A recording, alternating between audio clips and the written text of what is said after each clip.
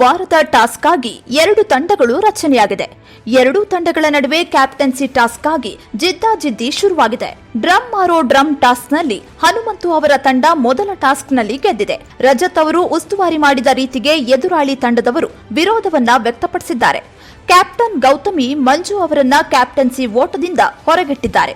ತಾನು ಆಡ್ತೇನೆ, ಉಸ್ತುವಾರಿ ಮಾಡಲ್ಲ ಅಂತ ಹೇಳಿದ ಚೈತ್ರ ಅವರನ್ನೇ ಗೌತಮಿ ಹಾಗೂ ಹನುಮಂತು ಅವರು ಉಸ್ತುವಾರಿ ಮಾಡಬೇಕು ಅಂತ ಹೇಳಿದ್ದಾರೆ.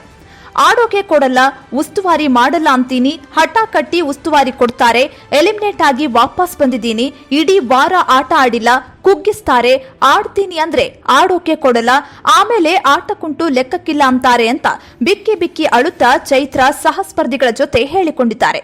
ಚೈತ್ರ ಉಸ್ತುವಾರಿ ಮಾಡ್ತಾರಾ ಇಲ್ವಾ ಅನ್ನೋದನ್ನ ಇವತ್ತಿನ ಸಂಚಿಕೆಯಲ್ಲಿ ಕಾದು ನೋಡಬೇಕು.